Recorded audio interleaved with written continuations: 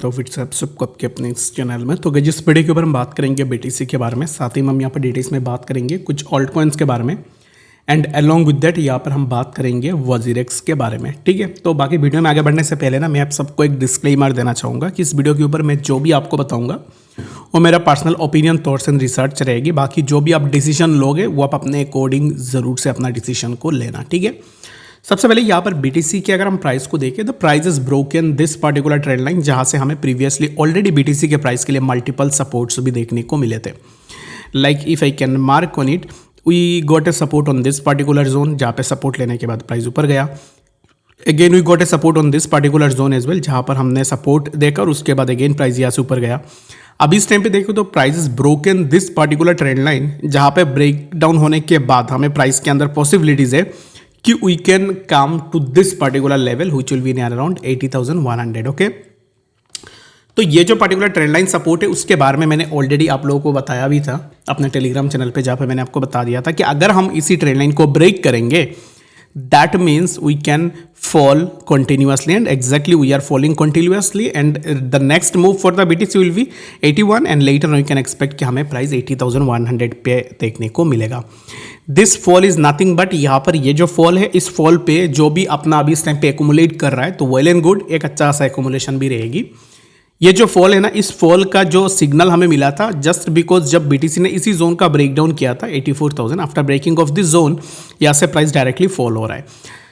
अभी इस टाइम पे राइट नाउ प्राइस में हम यहाँ पर फॉल का एक्सपेक्टेशन लगाएंगे कि प्राइस 80,100 तक आ जाए, तो ये एक जोन रहेगा जहाँ तक बीटीसी मैक्सिमम फॉल कर सकता है। बाकी आप क्या सोचते हो बीटीसी के प्राइस को लेकर, कि आपको लगता है कि प्राइस और भी नीचे आएगा या नहीं, तो वो भी आप मुझे कमेंट सेक्शन में ज़रूर से बता सकते हो। बाकी आपका जो भी ओपिनियन रहेगा उसके हिसाब से। ठीक है, इन बिटवीन दिस हमने ट्रेड ली थी API 3 में, तो जितने भी लोगों ने API 3 में ट्रेड लिया होगा होप कि आपने थोड़ा बहुत प्रॉफिट किया होगा। बाकी उससे पहले दिन हमने एक ट्रेड दी थी XBG में, उस ट्रेड में हमारा स्टॉप लॉस हिट हुआ है। बाकी कोई बात नहीं, स्टॉप लॉस XBG में गया था, लेकिन आज के डेट में जो भी API 3 का ट्रेड जिसने भी लिया होगा वहाँ से हमारा लॉस रिकवर भी हो गया है। ठीक है, अभी इस टाइम पे अगेन यहाँ पर मैं आपको बता देता हूँ कि मैं कुछ भी पेड सर्विसेज नहीं बेचता हूँ। It's almost been 5 years in the market. मैंने आज तक किसी से एक भी पैसे नहीं ली है in the name of paid courses, paid signals and anything. ठीक है, जो भी है सब कुछ फ्री ऑफ कॉस्ट है, एंड मेरे हिसाब से मैं फ्री ऑफ कॉस्ट में आने वाले टाइम में भी ऐसे सर्विसेज देता रहूँगा। बाकी कुछ भी पेड वगैरह नहीं है। ठीक है, सब कुछ फ्री ऑफ कॉस्ट में आपको यहाँ पे देखने को मिलेगा।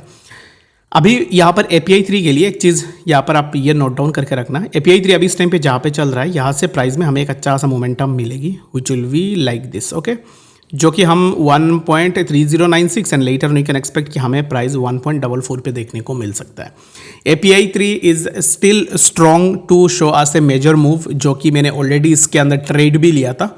बाकी जितने भी लोग एंट्री लेने का सोच रहे, ट्रेड लेने का सोच रहे, तो आप अपने अकॉर्डिंग देख लेना। मेरे हिसाब से तो प्राइस में सिमिलर कुछ इस तरीके का मोमेंटम हमें देखने को मिलनी चाहिए। ठीक है, बाकी it's all depends on the market, आप अपने अकॉर्डिंग एक बार भी ज़रूर से इस चीज़ को देख लेना। ठीक है, तो बात करते हैं वजीरेक्स के बारे में कि इस टाइम पे वजीरेक्स में क्या चल रहा है। वजीरेक्स के जो बोटिंग है वो ऑलरेडी कंप्लीट हो चुकी है, जिसके ऊपर हमने लास्ट वीडियो में डिस्कस भी किया था।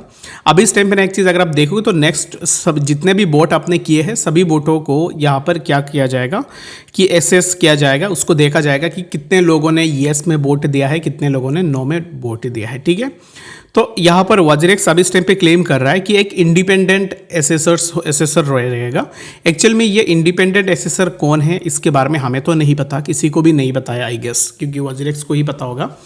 तो इसके लिए आप में से जितने भी लोगों ने येस में वोट दिया है, तो फिर आप अपने जो भी यहाँ पर आपने वोटिंग की है उसका जो भी ओपिनियन है वो अपने ट्विटर में भी शेयर कर सकते हो।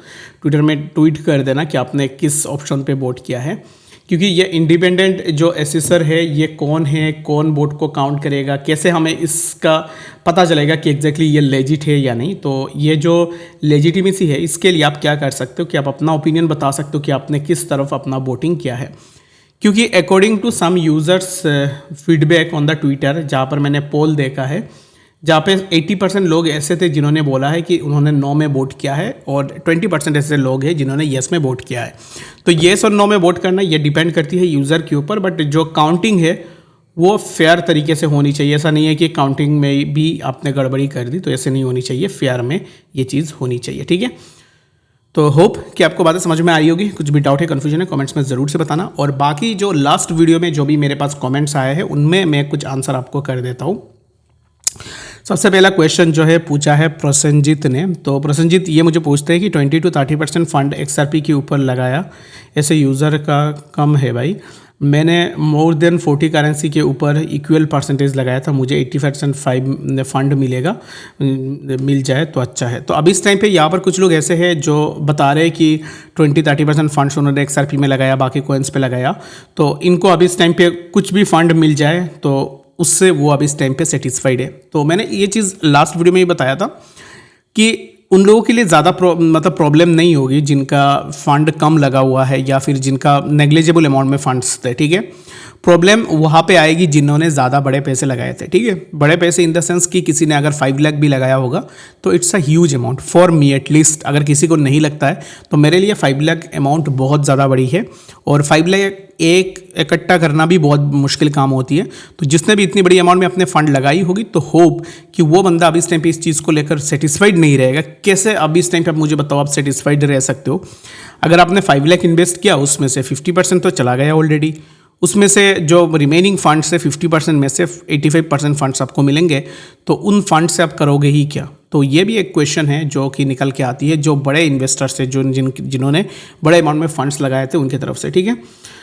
तो और भी बहुत सारे क्वेश्चंस आप मुझे पूछ सकते हो, मैं ऐसे हर एक वीडियो के ऊपर 1 या 2 क्वेश्चन लेने की कोशिश करूंगा। बाकी देखो गाइज, मेरा कुछ भी आता जाता है नहीं। कोई अगर येस में वोट कर रहा है तो it's his own independent opinion, अगर कोई नो पे भी वोट कर रहा है तो वो भी उसका इंडिपेंडेंट ओपिनियन है। तो सब अपने अपने ओपिनियन के हिसाब से काम कर रहे हैं, तो वही ओपिनियन आप अपने अकॉर्डिंग भी देख सकते हो, ठीक है। बाकी इस वीडियो के लिए फिलहाल इतने, मिलते हैं नेक्स्ट अपडेट्स के साथ, तब तक के लिए गुड बाय।